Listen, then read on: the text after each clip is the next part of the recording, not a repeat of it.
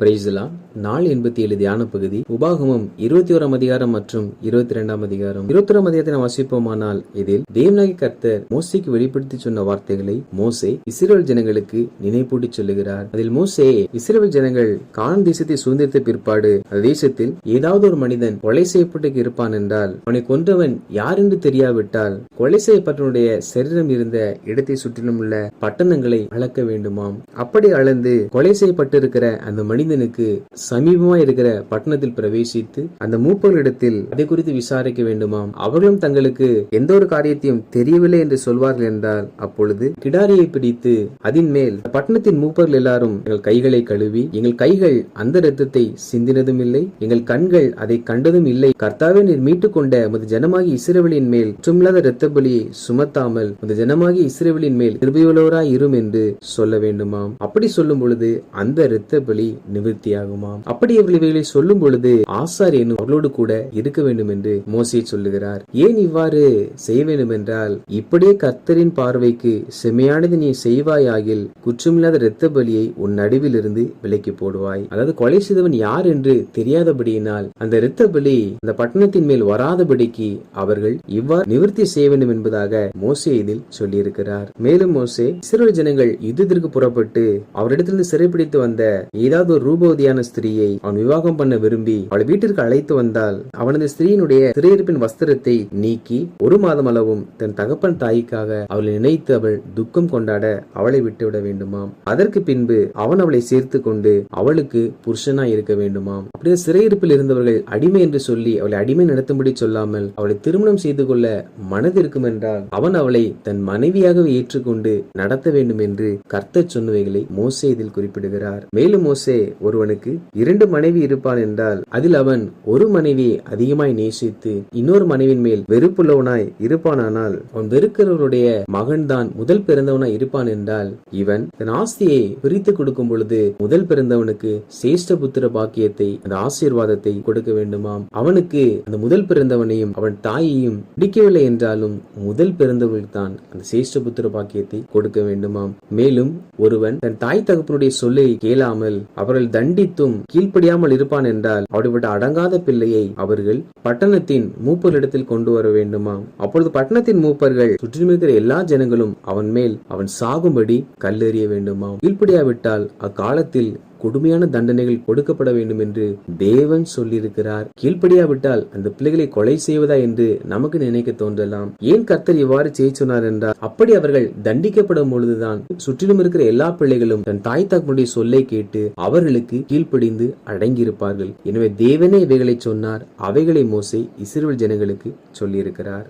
மேலும் ஒரு மனிதன் குற்றம் செய்து அவனை மரத்திலே தூக்கி போட்டால் அவருடைய சரீரத்தை இருநேரத்திற்குள்ளாக எடுத்து அதை அடக்கம் பண்ண வேண்டுமாம். காரணம், மரத்திலே தூக்கி போடப்பட்டவன் தேவனால் சபிக்கப்பட்டவனாம். இது நிமித்தமாக தான் ஆண்டவராகிய இயேசு கிறிஸ்து சிலுவையிலே தூக்கி போடப்பட்டார். காரணம், நம்முடைய சாபங்களை அவர் சுமப்பதற்காக. 22 அதிகாரத்தை நாம் வாசிப்போமானால் அதில் மோசே இஸ்ரவேல் ஜனங்களை நோக்கி, உன் சகோதரனுடைய மாடாவது ஆடாவது வழி தப்பி போகிறதை கண்டால் அதை காணாதன் போல் இராமல் அதை உன் சகோதரனிடத்தில் திருப்பி கொண்டு போக கடவாய் என்பதாக சொல்லுகிறார். அதாவது நமக்கு அறிமுகமானவருடைய ஆடாவது மாடாவது அது வழி தப்பி போகிறதை பார்த்தால் அதை நாம் அது அவருடையது என்று அறிந்தபடியினால் அவர்கள் கைவசம் கொண்டு போய் அதை ஒப்படைக்க வேண்டுமா. அப்படி அவைகள் யாருடையது என்று தெரியாவிட்டால் அவைகளை நாம் நம்மிடத்தில் வைத்து பத்திரப்படுத்தி அதை தேடி அவர்கள் வரும் பொழுது அவர்களுக்குரியதை அவர்களிடம் ஒப்பு கொடுக்க வேண்டுமாம். இது ஒரு ஆடு ஒரு மாடு மாத்திரமல்ல, ஒரு மனிதனுடைய வஸ்திரமாய் இருந்தாலும் ஒரு மனிதனிடத்தில் உள்ளது எது காணாமல் போனாலும் அது நம் கரத்தில் கிடைக்கும் என்றால் அதை நாம் அது உரிய நபரிடத்தில் கிடைக்கும்படி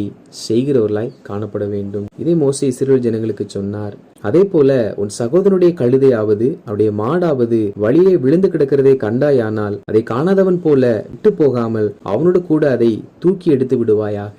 அதாவது ஆடு மாடு கீழே விழுந்து கிடக்கும் என்றால் அதன் உரிமையாளரோடு கூட நாம் துணையாய் நின்று அதை தூக்கி நிறுத்த வேண்டுமாம். இக்காலத்தில் நாம் ஆடுகளையும் மாடுகளையும் பார்ப்பதில்லை. ஆனால் இக்காலத்தில் நாம் சாலையில் செல்லும் பொழுது சில விபத்துக்கள் சில நாசமோசங்கள் ஏறிடுவதை நம் கண்கள் காணும். அப்படி விபத்து நாசமோசங்களை பார்க்கும் பொழுது நாமும் புறஜாதியாரை போல ஒதுங்கி நிற்காமல் கீழே விழுகிறவர்களை நாம் இறங்கி அவர்களை தூக்கி விடுகிறவர்களாக, அப்படி விழுந்து கிடக்கிறவர்களுக்கு உதவி செய்கிறவர்களாக காணப்பட வேண்டும். காரணம், தேவ ஜனங்களுக்கு அது தேவன் கொடுத்த கட்டளையாகும். மேலும் மோசே புருஷனின் உடைகளை ஸ்திரீகள் தரிக்கலாகாது, ஸ்திரீகளின் உடைகளை புருஷர் தரிக்கலாகாது என்பதாக சொல்லுகிறார். பெண்கள் உடையை ஆண்களும் ஆண்களுடைய பெண்களும் உடுத்தக்கூடாதாம். இக்காலத்தில் கலாச்சாரம் என்ற பெயரில் இவைகளை மாற்றி மாற்றி உடுத்திக் கொள்வதை நாம் பார்க்கிறோம். ஆனால் இவைகள் அப்படி உடுத்தக்கூடாது என்று மோசே சொல்லி இருக்கிறார். ஏன் அவ்வாறு உடுத்தக்கூடாது என்றால், அப்படி செய்கிறவர்கள் எல்லாரும் உன் தேவனாகிய கர்த்தருக்கு அருவருப்பானவர்கள். அதாவது ஆடையை மாற்றி அணிவது அருவருப்பான ஒரு காரியமாம். ஆடை ஒன்றுதானே, அது என்ன இருக்கிறது என்று நமக்கு நினைக்க தோன்றலாம். ஒரு ஆணுக்கென்று ஒரு ஆடை தைக்கும் பொழுது ஒரு ஆணுடைய சரீரத்திற்கென்றே அதை தைப்பார்கள். அதே சமயத்தில் ஒரு பெண்களுக்கென்று ஒரு ஆடை தைக்கும் பொழுது அது பெண்களுடைய சரீர அமைப்புக்கு ஏற்றபடி தைப்பார்கள்.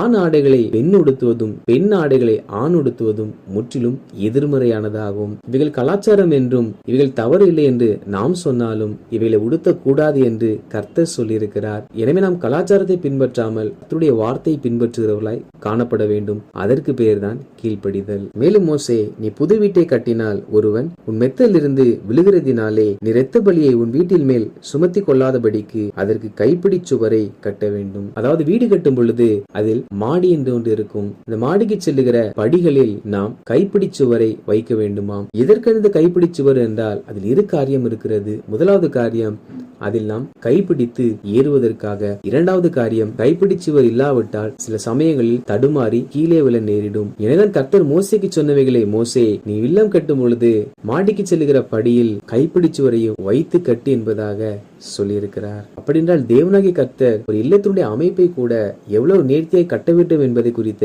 ஞானத்தை தம்முடைய ஜனங்களுக்கு வெளிப்படுத்துகிறவராய் இருக்கிறார். எனவே நாம் வீடு கட்டும் பொழுது அதற்குரிய ஆலோசனைகளையும் வரைபடங்களையும் தேவனிடத்தில் கேட்டு அவர் கொடுக்கிற ஆலோசனையின்படி நாம் இவர்களை வடிவமைத்து கட்ட வேண்டும். காரணம், தேவன் கொடுக்கிற ஆலோசனை மனிதன் கொடுக்கிற ஆலோசனையை விட 1000 மடங்கு மிக சிறந்ததாயிருக்கும், பாதுகாப்பானதாயிருக்கும். மேலும் மோசே ஒரு மனிதன் ஒரு ஸ்திரீயை விவாகம் பண்ணி அவளிடத்தில் பிரவேசி பொழுது கன்னிமையை காணவில்லை என்று சொல்லி அவள் மேல் குற்றம் சாட்டுவான் என்றால், அப்பொழுது ஸ்திரீனுடைய தகப்பன் ஸ்திரீனுடைய கன்னிமையின் அடையாளத்தை பட்டணத்தின் மூப்பரிடத்தில் கொண்டு வர வேண்டுமாம். இந்த அடையாளம் என்பது எதை காண்பிக்கிறது என்றால், பட்டணத்து மூப்பருக்கு முன்பாக அந்த வஸ்திரத்தை விரிக்க கடவுள் என்று மோசே சொல்லி இருக்கிறார். அப்படி என்றால் இந்த அடையாளம் என்பது வஸ்திரத்தில் இருக்கிறவைகள் ஆகும். ஒரு காலத்தில் திருமணமானவுடன் அவர்கள் தங்கள் வாழ்க்கையை துவங்குவதற்கு முன்பாக அவர்கள் படுக்கிற மெத்தையின் மேல் வெள்ளை துணிகளை விரிப்பது வழக்கமாயிருந்தது. இப்படி திருமணமானவுடன் கணவன் மனைவி ஒன்றாய் இணையும் பொழுது அந்த வெள்ளை ஆடையில் இரத்தம் படியும். இதை வைத்தே முற்காலங்களில் அதை அறிந்து கொள்வார்கள். இந்த காலத்திலும் கூட